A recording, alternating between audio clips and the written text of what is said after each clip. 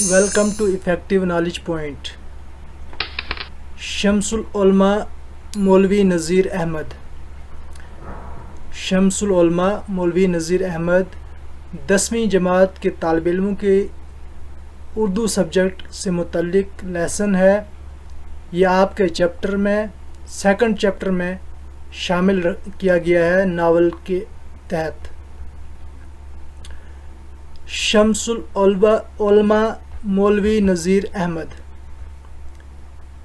इनकी पैदाइश है 1833 ईस्वी में ये पैदा हुए, 1912 ईस्वी में इनकी वफ़ात होती है। शम्सुल उलमा मौलवी नज़ीर अहमद की शख्सियत बड़ी पहलूदार है। पहलूदार कहते हैं जवान मर्द यानी बहुत ही खूबसूरत। शम्सुल उलमा मौलवी नज़ीर अहमद की शख्सियत बड़ी पहलूदार थी। वो अरबी और फ़ारसी के मुंतही थे।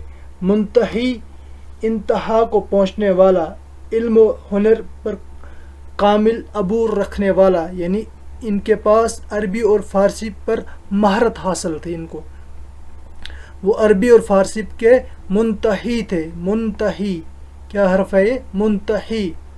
वो आलम दीन थे, यानी दीन का इल्म रखने वाले थे। वो फ़क़िया और मुतकल्लिम थे। अब फ़क़िया कहते हैं शरई मसलों से वाक़फ़ियत रखने वाला, और मुतकल्लिम कहते हैं कलाम करने वाला, इल्म कलाम का माहिर। यानी ये कुरान पाक का भी माहिर था। कुरान पाक से इन्हें जो कुरान पाक के के मुतल्लिक़ इन्हें बहुत सारी जानकारी हासिल थी। आलिम दीन भी थे और अरबी और ज़बान के माहिर भी थे। वो मुतरजिम कुरान थे, यानी इन्होंने कुरान पाक का तर्जमा भी किया हुआ था। अब इसी चीज़ से आप इनकी शख्सियत का अंदाज़ा लगाइए कितने पाया के आलिम थे, यानी बहुत बड़े आलिम थे ये। कानूनी किताबों के लिए भी कामयाब मुतरजिम थे। यानी कानून के मुतालिक जो किताबें होती हैं, कॉन्स्टिट्यूशन के मुतालिक जो किताबें होती थी इंग्लिश में या किसी और ज़बान में, उनको भी इन्होंने तर्जमा किया हुआ था। मुतरजिम, तर्जमा करने वाला। मौलवी नज़ीर अहमद उर्दू के मशहूर अदीब और नावल निगार थे। इसके अलावा ये अदीब भी थे, यानी अदब से मुतल्लिक़ किताबें लिखने वाले भी थे। उसके अलावा नावल निगार भी थे, नावल लिखने वाले भी थे। वो अपने ज़माने के बुलंद पाया ख़तीब और मुकर्रर भी थे। अब देखो वो क्या नहीं थे, मौलवी भी थे, मुतकल्लिम भी थे, मुतरजिम कुरान भी थे, कानून के मुतरजिम भी थे, अरबी और फ़ारसी के मुंतही भी थे, यानी उस पर महारत हासिल थी। अरबी ज़बान पर इन्हें कुदरत हासिल थी। फ़ारसी ज़बान के माहिरीन थे। इसके अलावा अदीब भी थे, नावल निगार भी थे, अपने ज़माने के बुलंद पाया ख़तीब थे, यानी खिताब करने वाला। मुकर्रर कहते हैं किसी लेक्चर को लेक्चर देने वाला। खतीब खिताब करने वाला, लेक्चर करने, वाज़ नसीहत करने वाला। ठीक है, यहाँ तक समझ आ गया। जो मुश्किल अल्फाज थे हमने उनको भी देख लिया है। हम आखिर में फिर एक बार आपकी स्क्रीन पर वो मुश्किल अल्फाज लाएंगे, उन्हें आप अपनी कॉपी पर भी नोट कर सकते हैं। मौलवी नज़ीर अहमद जो डिप्टी नज़ीर अहमद के नाम से भी मारूफ़ हैं। मारूफ़ कहते हैं मशहूर। मारूफ़ किसे कहते हैं? मशहूर को। मौलवी नज़ीर अहमद जो डिप्टी नज़ीर अहमद के नाम से भी मारूफ़ हैं, ज़िला बजनूर के एक गांव में पैदा हुए। ज़िला बजनूर, डिस्ट्रिक्ट बजनूर है यूपी में, उसमें वहाँ एक पैदा हुए। लेकिन वो बहुत कम उम्री में ही दिल्ली चले आए थे। फिर कहाँ चले गए थे? छोटी उम्र में वो दिल्ली चले गए थे। जैसे हम लोग हैं अपने गांव में जब पैदा होते हैं, उसके बाद कोई तालीम की गर्ज से चले जाता है, शहरों में चले जाते हैं, कोई अपने वालिदैन की ट्रांसफ़र की वजह से चले जाते हैं, व दिगर चीज़ों की वजह से, दिगर मसलों की वजह से वो एक जगह से दूसरी जगह हिजरत करते हैं। इसी तरह से डिप्टी नज़ीर अहमद साहब भी जो ज़िला बंजनूर के गांव में पैदा हुए, बाद में वो چھوٹی عمر میں، کم عمری میں ہی دلی چلے گئے۔ ان کی تعلیم کا پورا زمانہ اسی جگہ گزرا، تو تعلیم و تربیت انہوں نے دلی میں ہی پائی۔ اتفاق سے یہیں کے ایک عالم اہل علم خاندان میں شادی ہوئی، تو اتفاق ہی تھا، تو وہیں دہلی میں ہی ایک اہل علم خاندان، یعنی علم رکھنے والا خاندان تھا۔ اہل علم کہتے ہیں علم والے لوگ، عالم لوگ، وہیں شادی ہوئی۔ اسی کا نتیجہ تھا کہ انہیں اردو پر اہل زبان کی سی قدرت حاصل تھی۔ یہ دہلی میں جب اہل علم خاندان میں ان کی شادی ہوئی، بہت بڑے علم والے عالم لوگ تھے، علم و زبان کے ماہر تھے، ان کے خاندان میں اس کی شادی ہوئی، تو انہوں نے کیا کیا، پھر اسی جو سوسائٹی میں ڈھل گئے، وہاں کی تہذیب کو اپنا لیا۔ تو اسی کا نتیجہ ہے کہ یہ اہل زبان کی سی قدرت، ان کی زبان پر جو قدرت حاصل ہے، جو ان کا لہجہ ہے، وہ اردو زبان کا سا ہے۔ ٹھیک ہے، آگے ہم دیکھتے ہیں۔ مولوی نذیر احمد ایک صاحب علم و فضل خاندان کے چشم و چراغ تھے۔ صاحب علم و فضل یعنی علم پر مہارت رکھنے والے، صاحب علم کہتے ہیں علم والے، فضل کہتے ہیں فضیلت والے۔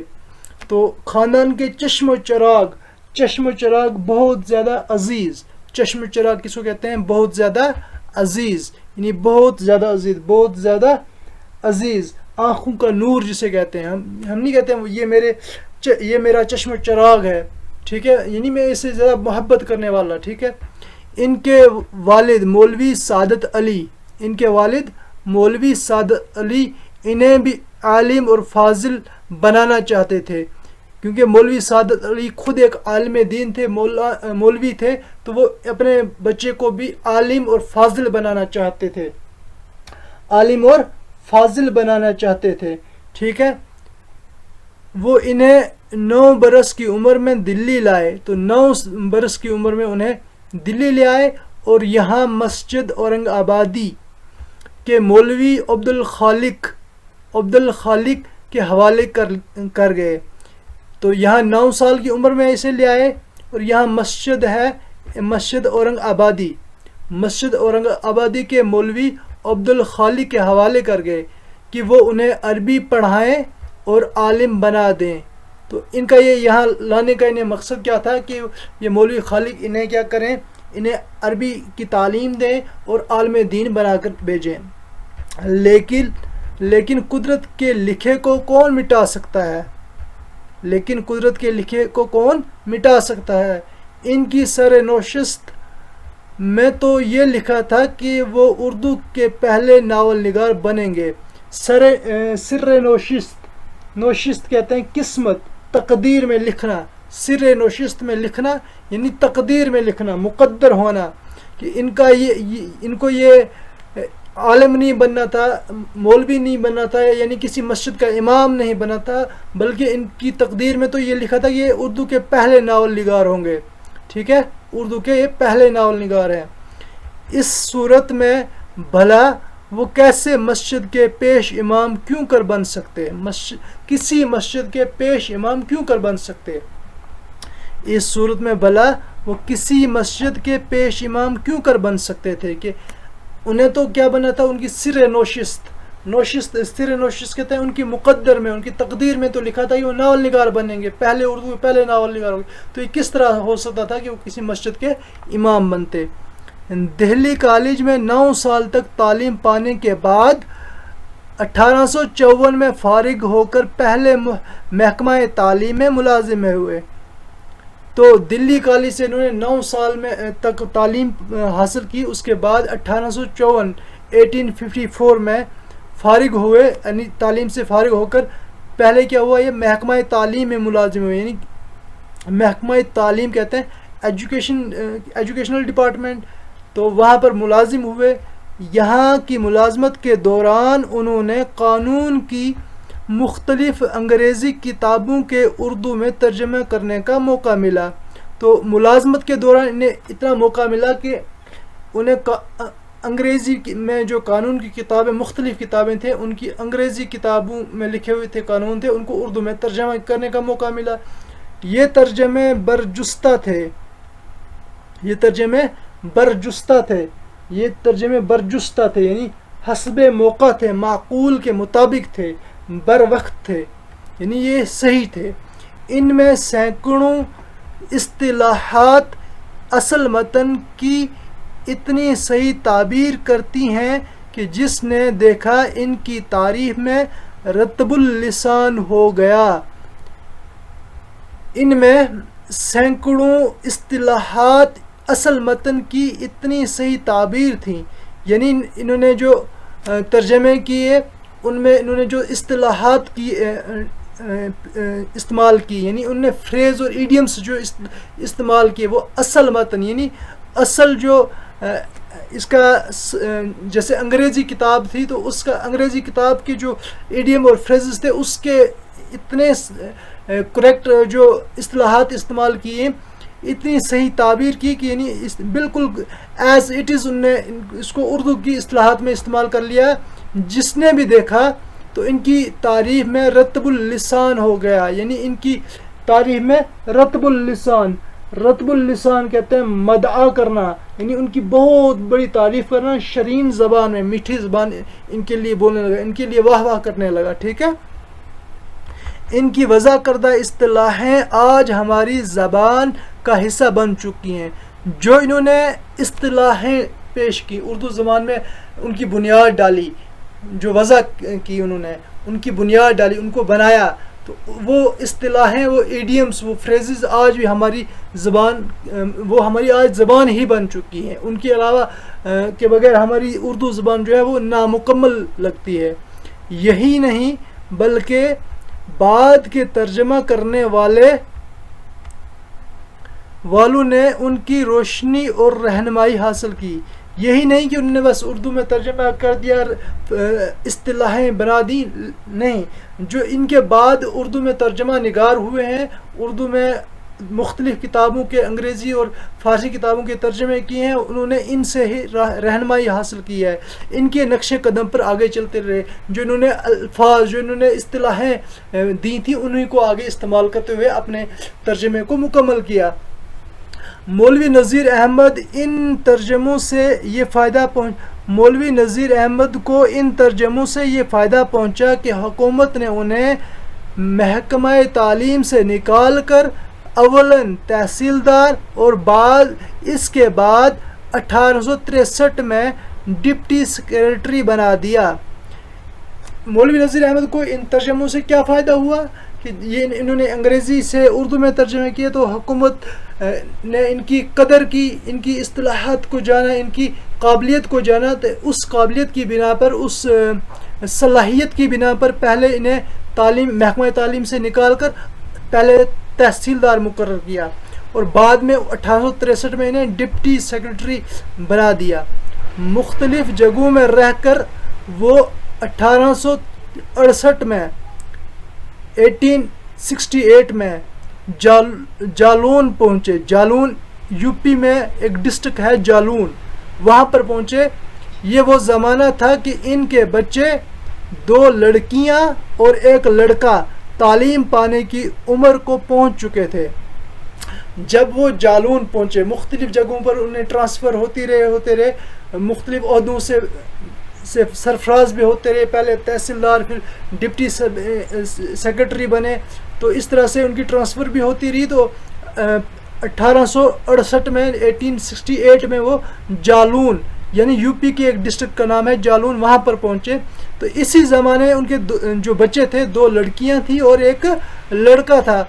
ان کی تعلیم پانے کی عمر بھی ان کی ہو چکی تھی. تو بس یہی بات ان کے ناول نگار بننے کا بہانہ بن گئی، کیونکہ اس زمانے میں تعلیم، انہوں نے سوچا کہ میں بچیوں کو اور بچے کو تعلیم دلواؤں اور تعلیم ایسی ہو کہ وہ آگے چل کر جو ہے ان بچوں کو جو ہے آگے چل کر پڑھنے لکھنے کا شوق پیدا ہو. تو اس طرح سے ان کی وہ کتابیں جو تھی وہ انہیں کوئی پسند نہیں آئی، تو اس وجہ سے انہیں ان بچوں کے لیے اپنی طرف سے ایک نئی کتاب تصنیف کرنی چاہیے.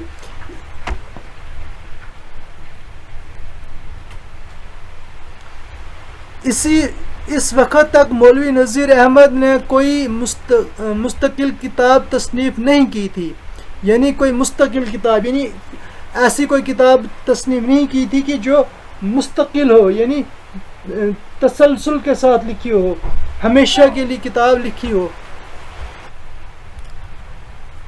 اس سے پہلے جیسا کہ کہا گیا، انہوں نے صرف چند قانون کی کتابوں کا انگریزی سے اردو میں ترجمہ کیا تھا۔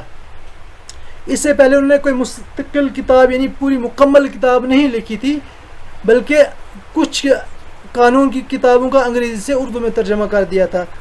اب جو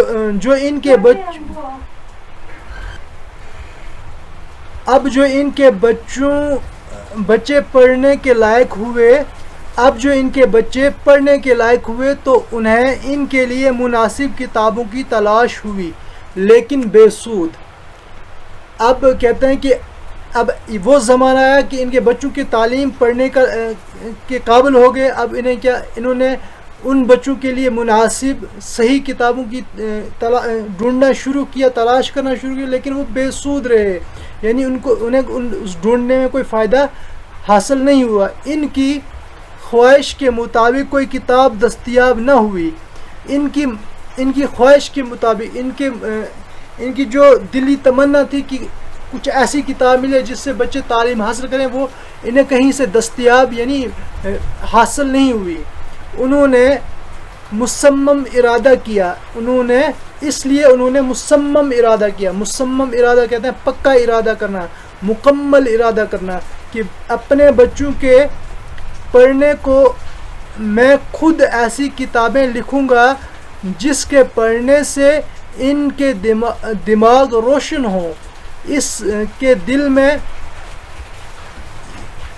کے دل میں مزید تعلیم حاصل کرنے کا شوق پیدا ہو اور وہ اچھے شہری بن سکیں۔ تو انہوں نے کیا کیا، ایک مصمم ارادہ، پکا ارادہ کر لیا کہ بچوں کی تعلیم پڑھنے کے لیے میں خود ایک کتابیں لکھوں گا، تصنیف کروں گا، جو جس کی وجہ سے، جو پڑھنے کی وجہ سے ان کے دل و دماغ روشن ہوں گے، یعنی یہ ہوشیار ہو جائیں گے، قابل ہو جائیں گے، اور مزید تعلیم حاصل کرنے کا ان کے دل میں شوق پیدا ہوگا، اور اس طرح سے پڑھائی لکھائی کر کے یہ ایک اچھے شہری، ایک اچھے سٹیزن بن سکیں گے۔ اسی مقصد سے انہوں نے 3 کتابیں لکھنا شروع کی۔ کتنی کتابیں لکھنا شروع کی؟ 3 کتابیں۔ لڑکیوں کے لیے مرۃ العروس، لڑکیوں کے لیے مرۃ العروس، اور منتخب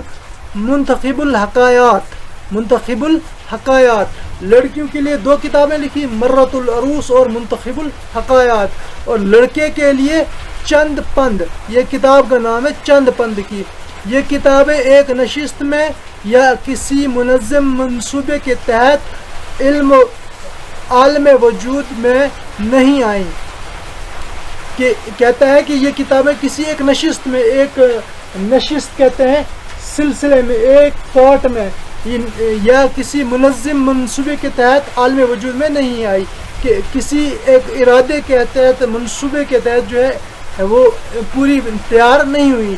لیکن یہ مولوی نذیر احمد کی تصنیفی صلاحیت، ذہن کی صفائی، شعور، خیالات کی پختگی، حاضر دماغی اور قدرت زبان کا کرشمہ ہے۔ کرشمہ کہتے ہیں، کرشمہ ہم کس کو کہتے ہیں؟ انوکھی بات، خوبی، کمال کو، ٹھیک ہے، کہ یہ افسانے پلاٹ کے پہلو سے مکمل، بیان کے لحاظ سے ایسے دل نشین ہیں۔ دل نشین کہتے ہیں دل کو چھو جانے والے، دل کو پسندیدہ، کہ تعجب ہوتا ہے کہ ایسی ٹکڑے ٹکڑے کر کے لکھی ہوئی کتاب میں یہ تسلسل اور ربط کیوں کر قائم رہا، کہ یہ اتنی پختہ کتاب تھی جو ذہن کی صفائی، شعور، خیالات کی پختگی، حاضر دماغی رکھ کر لکھی، قدرت زبان پر ان کے پاس حاصل تھی، اس کے جو سبھی چیزوں کو ملا کر جو یہ کتاب تیار کی گئی۔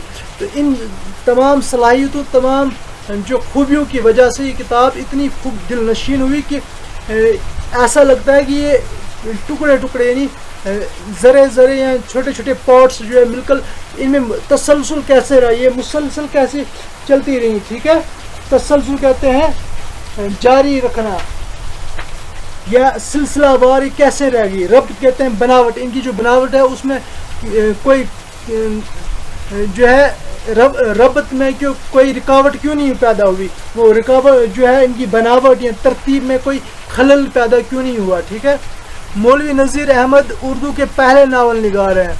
کیا ہے مولوی نذیر احمد اردو کے پہلے ناول نگار ہیں. ان سے پہلے یہ سن ہماری زبان میں ناپید تھی, ہماری زبان میں ناپید یعنی غائب تھی, ہماری زبان میں تھی نہیں. تو ناپید کہتے ہیں نظروں سے اوجل, غائب ہونا. ٹھیک ہے, توبۃ النسوخ کے بعض خصوصیات بہت اہم ہیں. تو ان میں کردار نگاری, توبۃ النسوخ میں کیا ہے, کردار نگاری ہے, اپنے پورے کمال پر ہے. اشخاص قصہ میں سے ہر ایک فرد کا کردار بڑی چابک دستی سے بتدریج مکمل کیا گیا ہے. چابک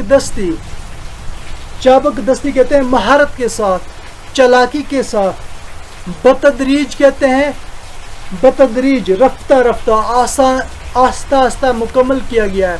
یوں تو سب کردار ہی اہم ہیں, لیکن ان میں سے 3 خاص طور پر قابل ذکر ہیں. سبھی کردار اہم ہیں لیکن ان میں سے 3 قابل ذکر ہیں. یہ کون کون سے ہیں؟ نسوح ایک کردار, کلیم دوسرا کردار, اور مرزا ظاہر دار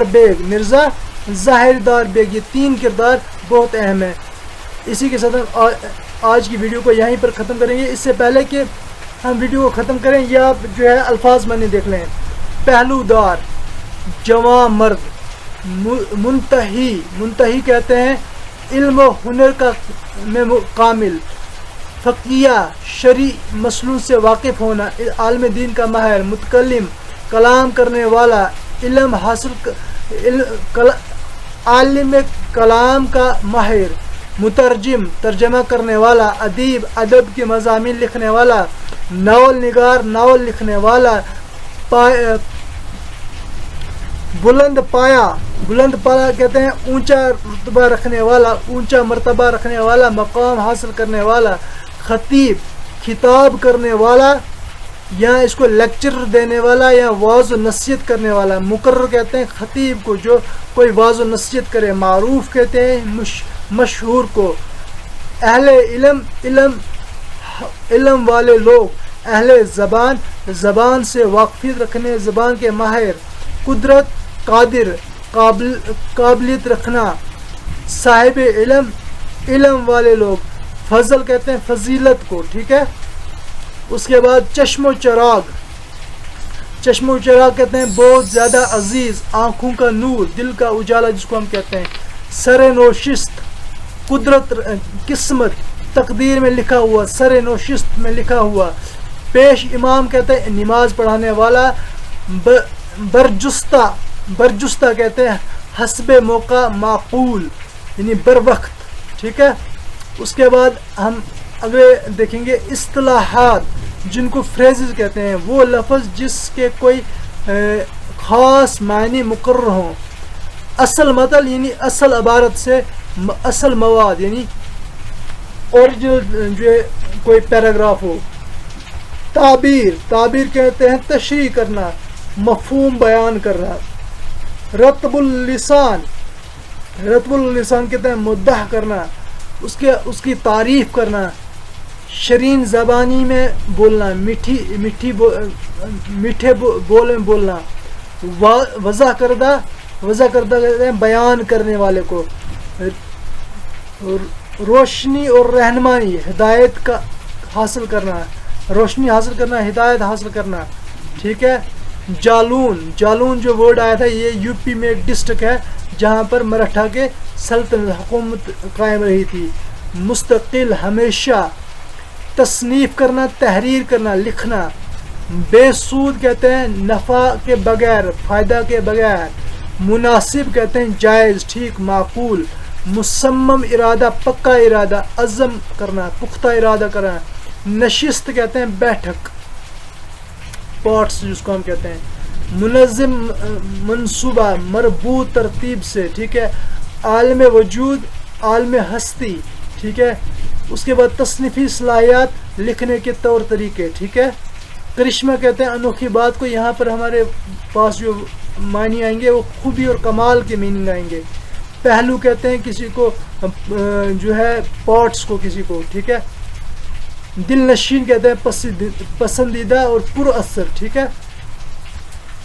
اس کے بعد اگلے ورڈ ہے تسلسل, جاری رکھنا. مسلسل ربط کہتے ہیں بناوٹ, ترتیب. ناپید کہتے ہیں نظروں سے اوجل. چابک دستی کہتے ہیں مہارت کو. بتدریج کہتے ہیں رفتہ رفتہ. امید ہے کہ یہ ویڈیو آپ کو پسند آئی ہوگی. اگر میری ویڈیوز آپ کو پسند آتی ہیں اپنے دوستوں کے ساتھ اسے شیئر ضرور کریں. لائک اور کمنٹ کر کے مجھے کمنٹ باکس میں بتائیں کہ یا آپ کے اگر کوئی سوالات ہیں ان کو آپ کمنٹ میں لکھیں. میں ان کو ضرور دیکھوں گا اور ان کے جوابات دینے کی کوشش کروں گا. Thank you. Have a nice day.